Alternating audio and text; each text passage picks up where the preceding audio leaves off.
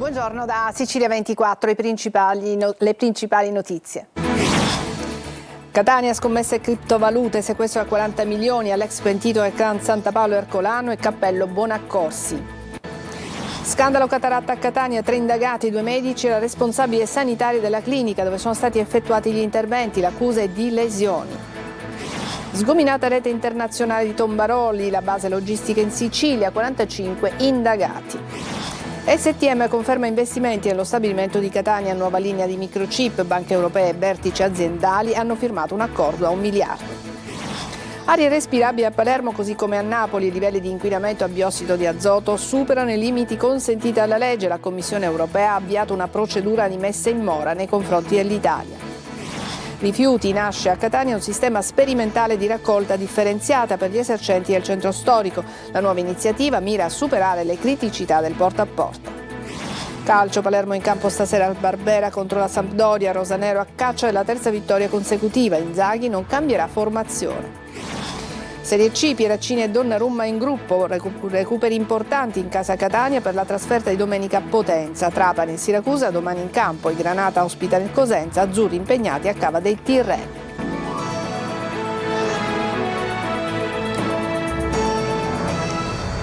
Bentrovati, iniziamo con l'operazione eseguita dai finanzieri del comando provinciale di Catania che hanno sequestrato 40 milioni, un patrimonio di 40 milioni di euro a un ex pentito affiliato alla famiglia Santa Paolo Ercolano e al clan Cappello Bonaccorsi. Sentiamo Desiree Ferlito. Criptovalute, scommesse online, un broker per attività fraudolente sul web. Sarebbe stato questo il ruolo di Fabio Lanzafame, già collaboratore di giustizia e condannato nel 2020 a 7 anni per associazione a delinquere. L'indagato avrebbe favorito il clan Santa Paolo Ercolano nel settore delle scommesse online, fornendo l'apparato tecnico ed informatico necessario per gestire lecitamente le scommesse, con significative percentuali sugli introiti delle giocate.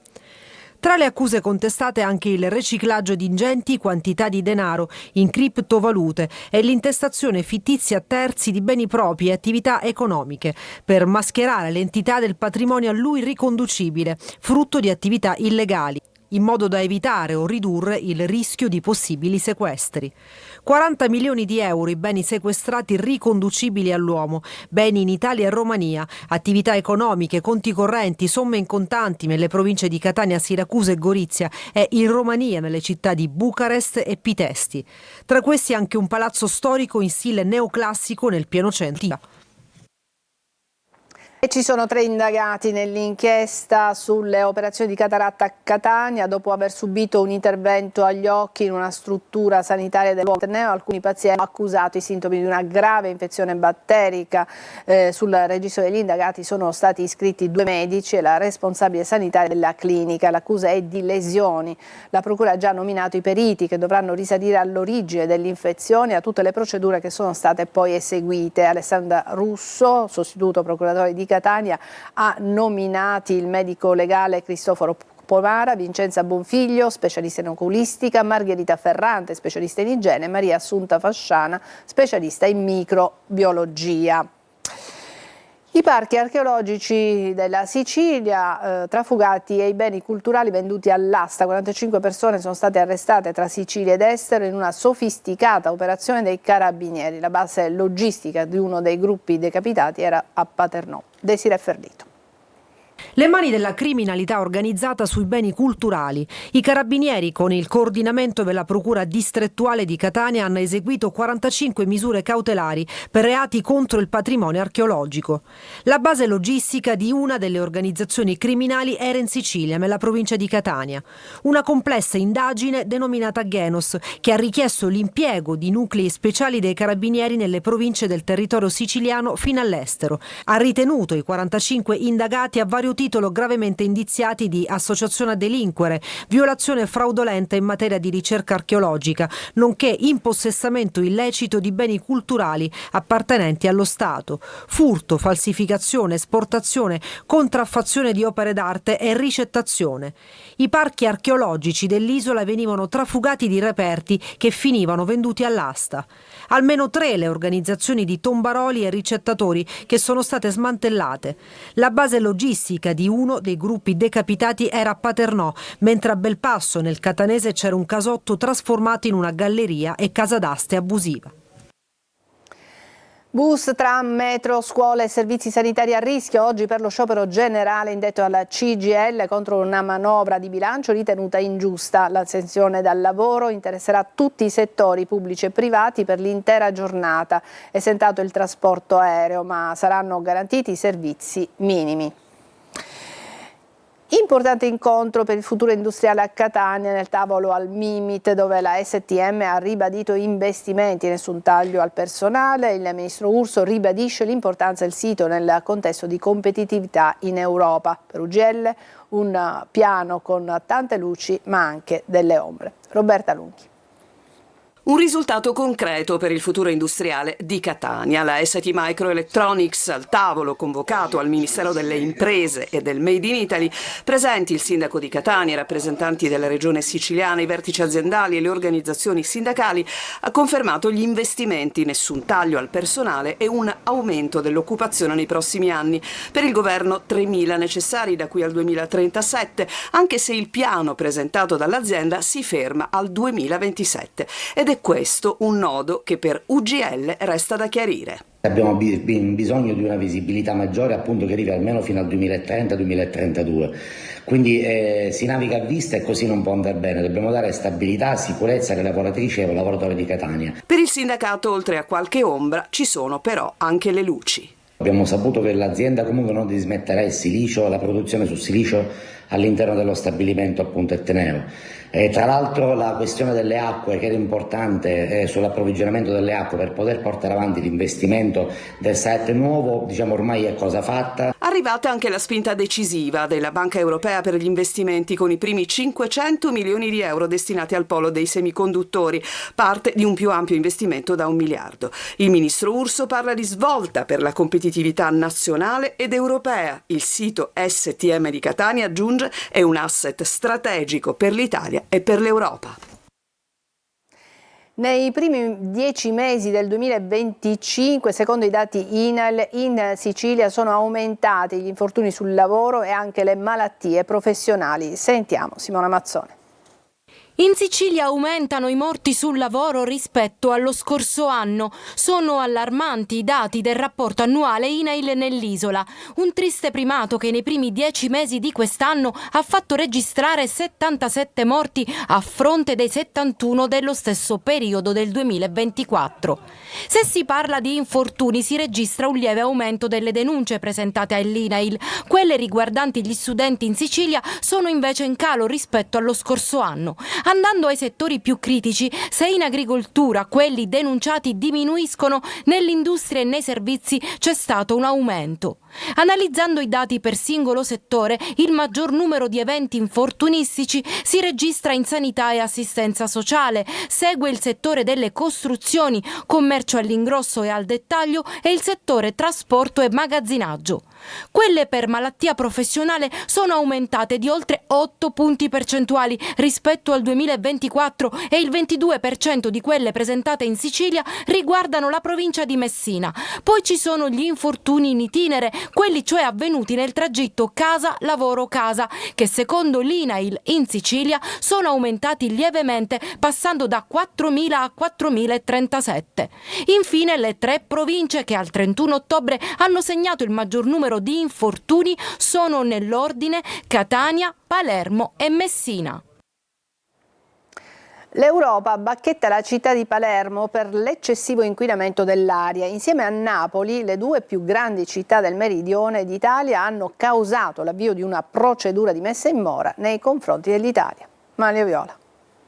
L'aria di Palermo e quella di Napoli non sono respirabili, i livelli di inquinamento da biossido di azoto superano i limiti di legge. Per questo motivo la Commissione europea ha avviato una procedura di messa in mora nei confronti dell'Italia.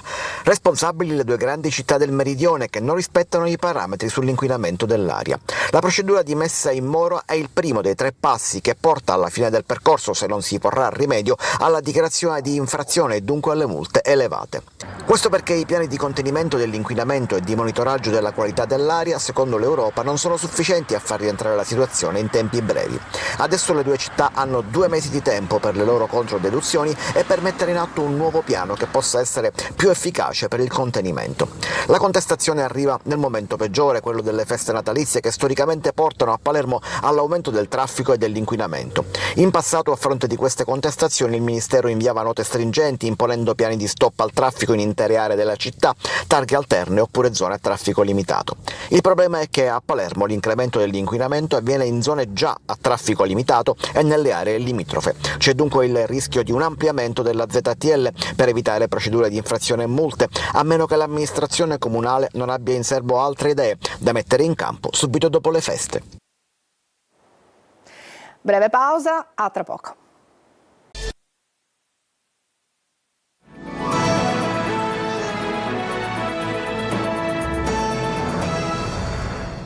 Eccoci al calcio. Palermo in campo stasera al Barbera contro la Sampdoria. Rosanero a caccia della terza vittoria consecutiva. Inzaghi non cambierà formazione. Marco Gullà. Un'eventuale vittoria stasera al Barbera contro la Sampdoria permetterebbe al Palermo di conquistare, anche se per una notte, il terzo posto e avvicinarsi alla vetta. Si può fare, anche perché la formazione di Inzaghi sembra aver aperto le vele e dopo la doppia vittoria contro Canarese ed Empoli vuole continuare a marciare sulla strada tracciata. Alla vigilia del match non parla Pippo Inzaghi, ancora senza voce dopo la gara del Castellani. In conferenza stampa al suo posto il secondo Maurizio D'Angelo. La squadra arriva consapevole dei propri mezzi, sa che dovrà affrontare una squadra importante e sa che dovrà fare una prestazione importante. Palermo che dovrebbe scendere in campo così, come ad Empoli: Joronen tra i pali, Beresischi, Bani e Ceccaroni in difesa, Pierozzi, Segre, Ranocchia, Augello a centrocampo, Palumbo e Leduaron sulla tre quarti, alle spalle di Poyampalo. Panchina ancora per Brunori, ormai è un caso. La Sampdoria si affida a Coda. Come ha detto giustamente il mister del gruppo dei ragazzi, arriverà una Sampdoria che, vedendo le ultime partite, ha trovato intensità, aveva fatto una bella vittoria su una partita intensa, ha giocatori che possono risolvere le partite perché hanno qualità e di un livello, in qualcuno di loro è anche di livello importante, e quindi sarà una gara molto delicata da parte nostra. Torna anche Giasi tra i convocati, fischio d'inizio alle 20:30. In Serie C il Catania, in vista di Potenza, recupera giocatori importanti come Pieraccini e Donnarumma, che probabilmente partiranno dalla panchina. I lucani perdono alcuni interpreti per infortunio. Marco Carli. Ultima trasferta dell'anno e penultima del girone di andata. Il Catania Potenza per avvicinarsi al primo traguardo, quello di chiudere in testa prima di Natale. Catania che recupera anche dei pezzi, e questa è una notizia importante. A parte il lungo dei Genti, Aloy e Cicerelli e Ierardi che si riaffaccerà in squadra nel 2026, ecco le buone nuove. Come avevamo detto già dopo l'infortunio occorso con il Picerno, Donnarumma avrebbe lavorato per recuperare per Potenza. Le notizie in tal senso sono positive, l'esterno ce la fa, così come Pieraccini in gruppo dopo aver saltato le ultime 3 gare di campionato, impiego eventualmente part-time per loro. E poi c'è Di Tacchio che rientra dalla squalifica, anche se la coppia Corbari-Quairi con il Crotone ha fatto bene e potrebbe essere confermata. Dall'altra parte c'è un Potenza altalenante in campionato, ma comunque in zona playoff e reduce da 4 risultati utili consecutivi, e soprattutto semifinalista di Coppa Italia dopo il successo con il Crotone. 3-1 il risultato finale con la rete di Bruschi su rigore. Lo stesso Bruschi favorisce il 2-0 con un cross preciso da destra su cui Maisto mette in rete. Poi, dopo il gol di Murano che accorcia, Selle richiude il conto con una bella conclusione. I lucani però hanno perso Camigliano e soprattutto Schimmenti, che vanno ad aggiungersi a Dauria, Anatriello, Castorani ed Erradi. L'allenatore De Giorgio avrà poca scelta nel 4-3-3 da opporre alla capolista, guarda in casa sua per continuare a correre. Trapani e Siracusa saranno in campo domani. I Granata ospitano il Cosenza, azzurri impegnati a Cava dei Tirreni. Sergio Colosi. Incertezza e bisogno assoluto di punti accompagnano gli appuntamenti di Trapani e Siracusa, rispettivamente contro Cosenza e Cavese. Il futuro delle due siciliane è tutto da decifrare. Il Trapani, che rischia altri 8 punti di penalizzazione, da aspirante squadra per i play-off potrebbe ritrovarsi in fondo alla classifica, e da qui la disperata necessità di fare punti al provinciale contro un Cosenza a 5 lunghezze dalla vetta. Aronica spera di recuperare alcuni degli infortunati, in particolare Di Noi e Fischnaller, convocati per la scorsa gara di Salerno ma poi non inseriti nella lista. Ancora uno spareggio salvezza per il Siracusa, che gioca a Cava dei Tirreni contro la Cavese, con l'obiettivo minimo di non perdere per non aumentare il ritardo in classifica dai campani, già di 3 punti. Gli azzurri navigano tra zona retrocessione e play-out, con l'incertezza sul futuro prima di un mercato quanto mai necessario. Lo squalificato Turati, in tribuna a Cava insieme al vice Spinelli, dovrà fare a meno per lo stesso motivo di Bonacchi e Candiano, ma ritrova Puzzone e Molina. È tutto per questa edizione di Sicilia 24, grazie per averci seguito, buona giornata.